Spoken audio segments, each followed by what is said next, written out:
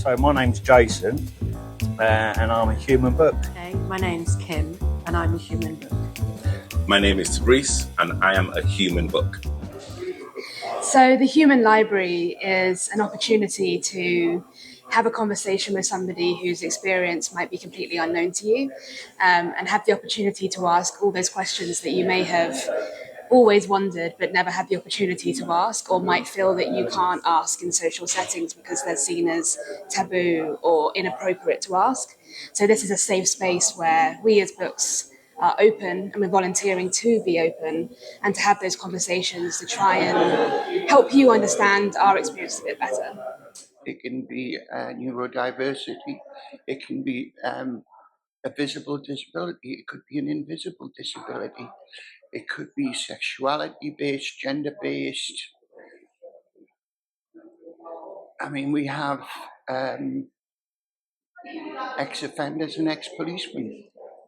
So the Human Library is an opportunity to engage with people who might have a different life experience to yourself.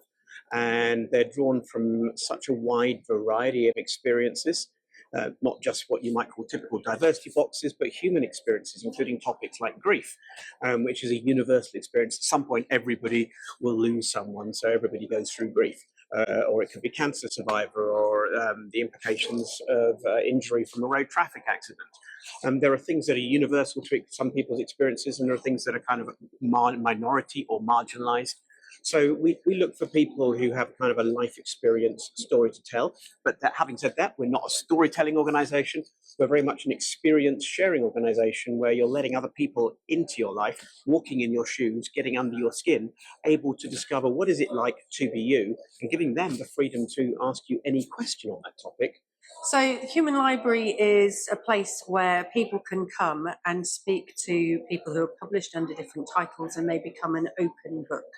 So you have the opportunity to ask anything, any questions under that topic that the person is published under, and find a little bit more about it. And I guess some of the ways in which it really works is the fact that human library books are both vulnerable and brave at the same time, and they choose to not take offense. They allow a member of the public, a stranger, to ask them the very questions that we're always thinking when we see someone who has facial disfigurement, we see someone who's trans, we see someone who's using a wheelchair, and we start to wonder, oh, I wonder what happened, or I wonder what they're like, or I wonder how they navigate life, or I disagree with people like that. We know everybody's thinking it. The Human Library books are people who consent to engage with that, with members of the public, and to not take offense when people are curious. It allows people to kind of ask the questions that they've always wanted to ask, and gets people talking more and understanding more, so that they can be less prejudiced in the future.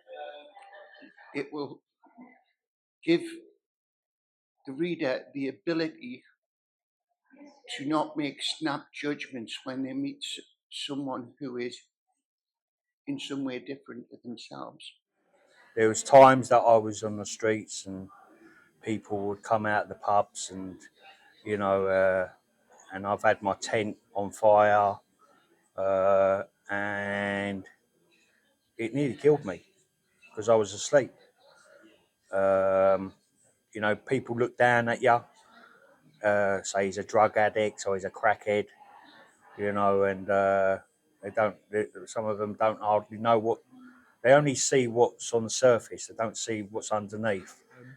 It's the opportunity to see them as a human being, to see them as a unique, complex, not a single issue person. So go beyond the label, beyond the what's on the outside of the package, the tin of the box, as it were, to actually unpick and unpack someone and to see the whole human being beneath. It's something I enjoy participating in because it validates who I am. All of my 7 titles are all part of one human being, but we are still more than the sum of all our parts. And we want people to see the human being underneath that label, behind that label, to essentially unbox someone, to see the human, to de-stereotype them, destigmatize them, to realize that no two trans people, no two Muslim people, no two wheelchair users are the same as each other, and there's as much diversity within a topic as there is between topics. And equally, the person who is using a wheelchair may also be a Muslim. The person who is trans may also be ADHD or bipolar and have invisible disability or pain or something like that. So it's the chance and opportunity to see someone as a whole human being, and not just this reduction to a single topic, which is that very thing from which we then find it so easy to launch into stereotypical thinking and judgments. I'm publishing under the title of Recovering Addict. And so I shall say a little bit about my background, about why I'm publishing under that title, and then be open for other people to be asking me any questions that they want to know about what that means, about my history, about how long I've been clean for, all sorts of things like that. So today, my title that I'm publishing under is transplant recipient. So I had a liver transplant 3.5 years ago, which completely saved my life. I was told I had a month to live at the time that I had my transplant. And I think there's a lot of misconception around liver transplants. A lot of people think that the only reason why people have a liver transplant is because they've abused alcohol or drugs. And while that is true in some senses, and there's nothing wrong with that, there are so many different reasons why somebody might need a liver transplant. And I think it's important for me to try and break the stigma around that, because I experience that not only from the public, but also from doctors as well, who will instantly assume that I'm an alcoholic. So yeah, it's really important for me to try and raise some awareness in the public that that's not the only reason why people might need to have a liver transplant. It's about challenging stereotypes, even from the off. So when you see someone, or pick a title, you might have an expectation of how that person is going to look, and you might be surprised by how they appear versus what you were expecting them to appear like. So it challenges stereotypes in the first place.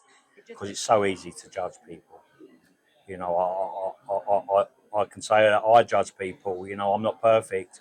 Human Library is not about changing someone's mind. We're not an activist organization. We're not out to change viewpoints, but to create open-mindedness. So we're an apolitical, neutral platform for dialogue between human beings. Change comes in its own course, and in fact, both parties can end up changed from a conversation. But change is inevitable. We never try and force it in the Human Library. All we want is to create a platform where more people coexist, more people seek understanding and empathy of others, but it's a space in which you don't have to agree. And there isn't a kind of a 3-point plan on what you must believe after you've read book A or book B or book C. It's just that you actually, that person's a human being. A lot of people read something online and actually believe the narrative. But where's that human one-on-one communication, that kind of connection?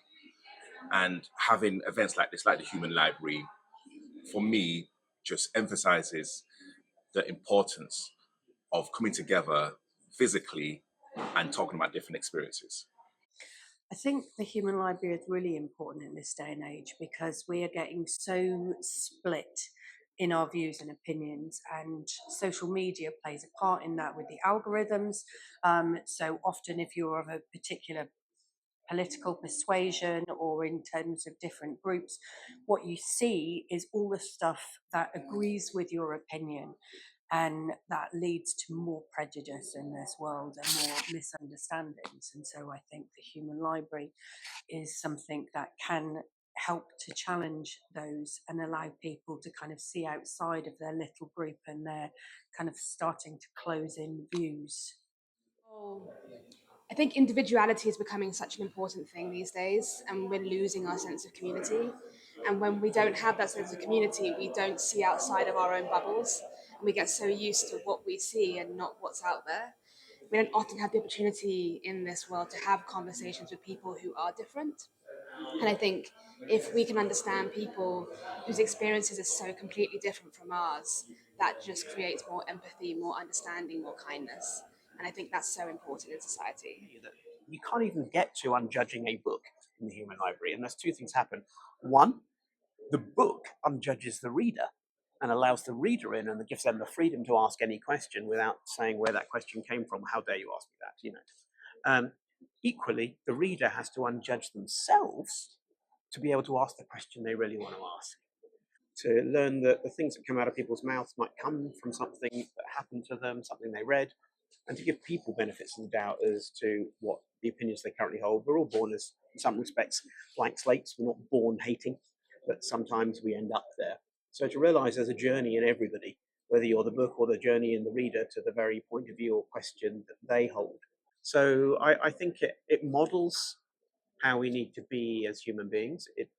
Our very tagline, unjudge someone, recognizes that as human beings, we do jump to judgments. It's how we navigate life. It's the algorithm in our head. It's how we keep safe. But within the human library, we're modeling how to get on with each other, even with our disagreements. But hey, give people the benefit of the doubt. Choose to ask questions. Get to know someone.